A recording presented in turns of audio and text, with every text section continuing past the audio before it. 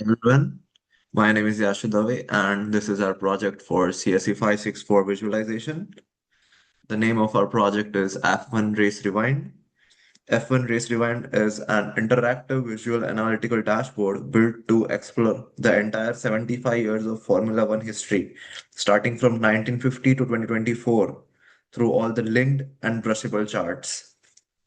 We built it to make all the complex race data accessible and very explorable, letting all the users uncover patterns in all the driver performance, constructor dominance, and race outcomes that are impossible to see in raw statistics. The entire dashboard is powered by August F1 dataset, which is a comprehensive collection of 14 CSV files covering races, results, lap times, pit stops, qualifying data sessions, drivers, and all the constructor data across all the entire F1 teams. So now let's have a look at our dashboard. So on the left here, we can see the name of our project, and this is the season range, and we can change the seasons based on our requirements. These are the filters which we have applied so that it's easier for the user to manually search whatever they want. These are the driver filters, and here we offer some insights based on their selection. So this is the basic overview, and this is the reset filters. So now let's have a look at season rankings plot. So in this plot, we can see that on the x-axis, we have all the race rounds, which are the Grand Prix rounds. There are 24 races in a season. And on the y-axis, we can see the position that the team achieved in that particular season. These are the constructor championship positions. Constructor championship means the team that performed the best in that entire season in terms of who had the best car and not who had the best driver. So here we can see that in 2024, there was McLaren dominance and Ferrari was second. Then we can even filter based on whichever year we want. Let's see 2021. We can see that it was and the Mercedes dominant in that particular year. And we can see, and throughout we can see that how each race affected the position of all the teams. As in, we can see that there was a fierce battle between Ferrari and McLaren for the third and fourth throughout the entire season. And if we see some 2026, then we can see battles between all the teams.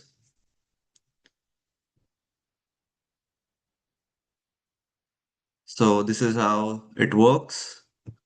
And by this, we can analyze like how each and every race affected the standings in terms of the championship.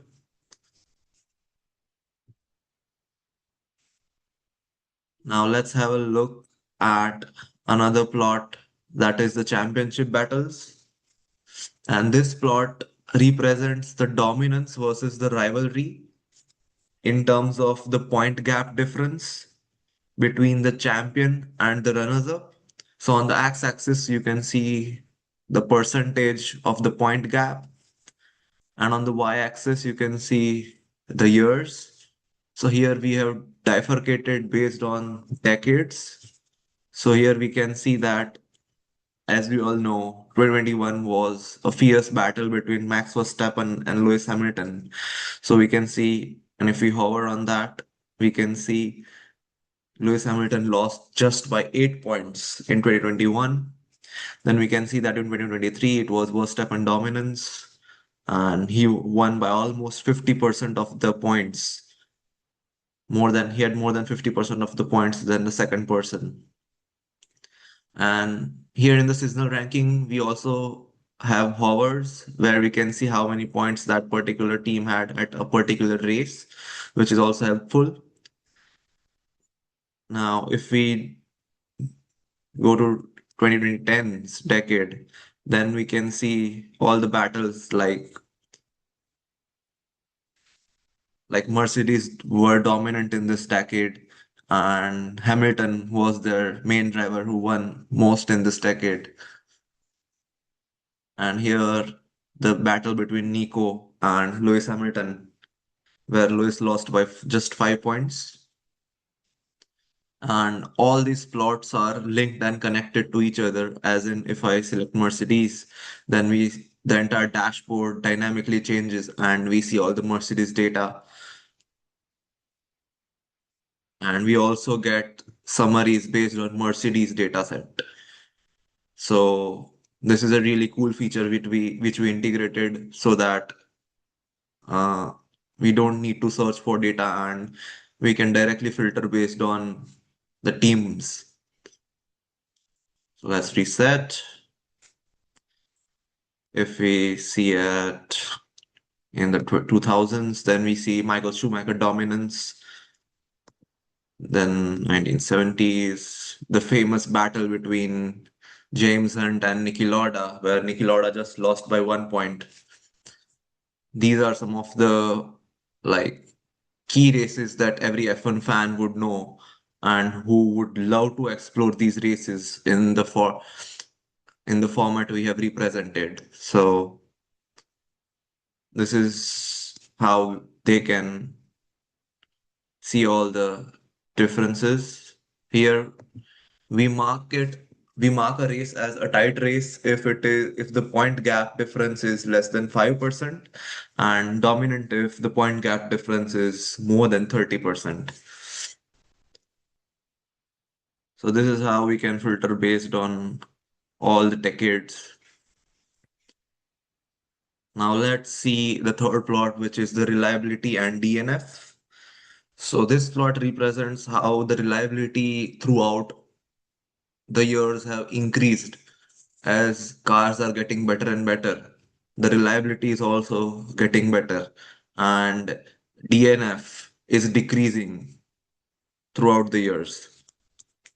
So we can see that on the x-axis we have all the teams, and on the y-axis we have the percentages in which we have represented how much percent they finished, lapped, mechanical failures, accidents, and so on.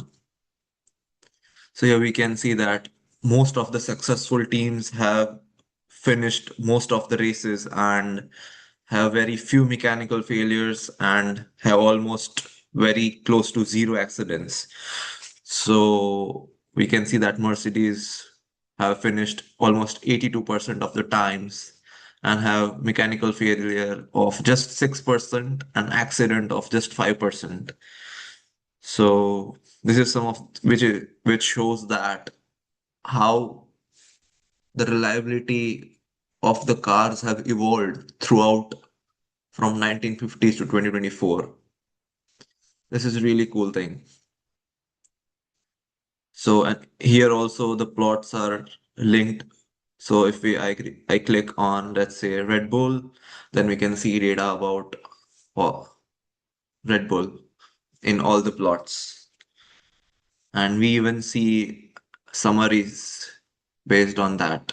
So this is a great feature which we integrated that if the user doesn't know what to find, we just show them some of the cool statistics which we have for Red Bull and their key drivers. So here also we can see all the Red Bull data.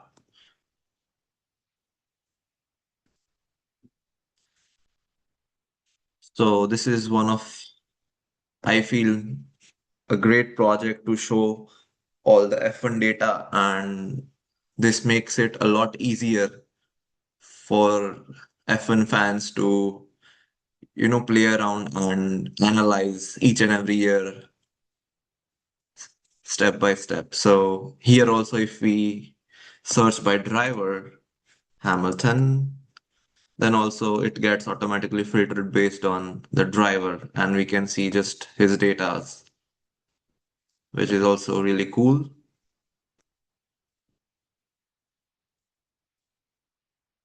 So now I would like to invite my teammate and he would explain the circuit map plot, driver performance profile, and constructor dominance plot.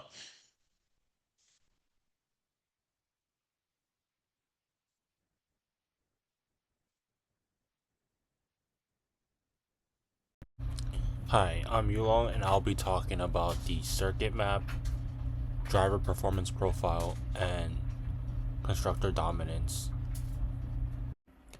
Starting with the circuit map. This is a D3 geo projection of every circuit that hosted a Formula One Grand Prix from 1950 to 2025.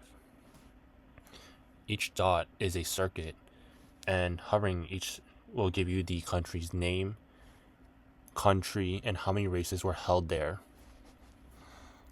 The first thing that it communicates is just like the geography, right? So Formula One was formally or fundamentally part of the European sports, and you can see from the map that most of these circuits are concentrated in Western Europe, more like in Britain, Germany, France, which shows like where it's originally from. Um,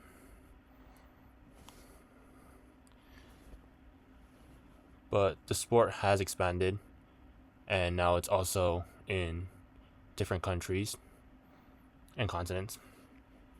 You see them in North America, in I think it's one like right here, yeah, Miami and Las Vegas, and we have some in South Africa, in the Middle East, and like Saudi Arabia. Uh, if we click each circuit, it will also update the insights panel, and then if you click on these, you'll get a little more detail. And you can select different ones. And if you click outside, it will unselect these. And now for the PCP, the parallel coordinates, this is like the centerpiece of the driver performance profile. Each one of these lines represents one driver season, one driver in 1 year. There are over 3,000 lines in the full data set. Each line crosses 5 vertical axes, points per data, or per race, the podium rate, the win rate, the DNF rate, and the average grid position. The line's values on each tell you how the driver performed on that metric that year. And each line is colored by the constructor. So if you have Mercedes, they're all red. Red Bull are blue. McLaren are like orange. And all of these values are normalized within each year. So the value of 1 on the win rate doesn't mean that the driver won every race. It just means that they had the highest win rate among all drivers that season.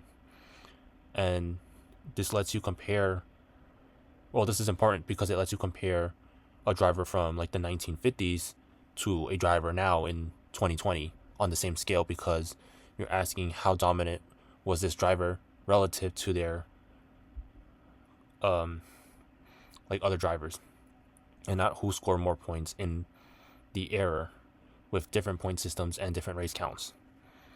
And with this, we can drag around each axes to kind of see the relationships between each of these axes. And that's like the linking and brushing. Let's see if I can drag the. Let me see, like the win rate and like position. Let's see. Well, I guess this is kind of hard to see. I guess average position. That's kind of hard to see actually. Let's see. It's like, yeah, with the point and win rate, they're kind of like parallel, so it kind of shows like some form of like correlation. And like with the sidebars, we can, I, well, like choose more people or like constructors.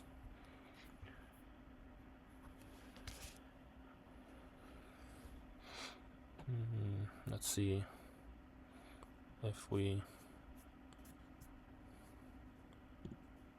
and if we have, we can scroll this to determine our range. And the scatter or this parallel coordinates plot was designed to basically answer the question 4 from our proposal: how do driver level performance metric cluster?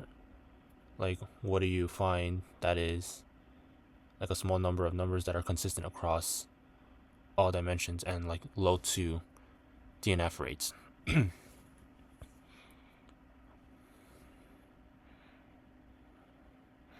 And our third plot here is the constructor dominance. And this axis is running from 1950s all the way to 2025. And the y axis represents the proportion of like total championship points scored in each season. And each color band is one constructor, and the width of that band is that given year, and it tells you like the fraction of that total points that the team took home. Official coordinator colors are applied here consistent with what we had above here. It's like a Ferrari, right? And then if we have Mercedes, that's blue. Red Bull is blue.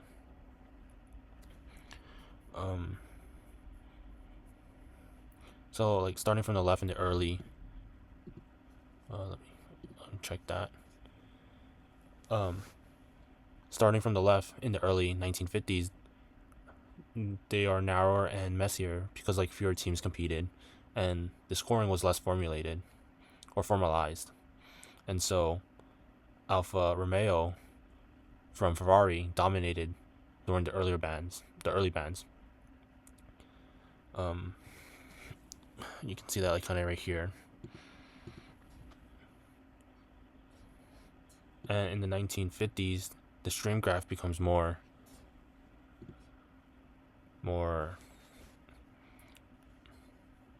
visually dramatic. You can see like McLaren's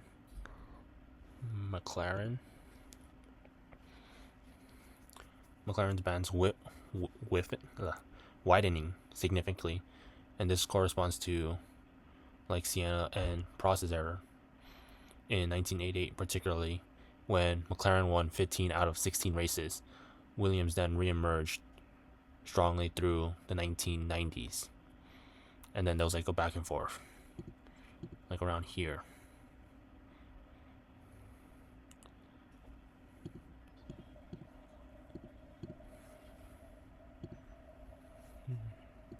And this is what we have for our final project for CSE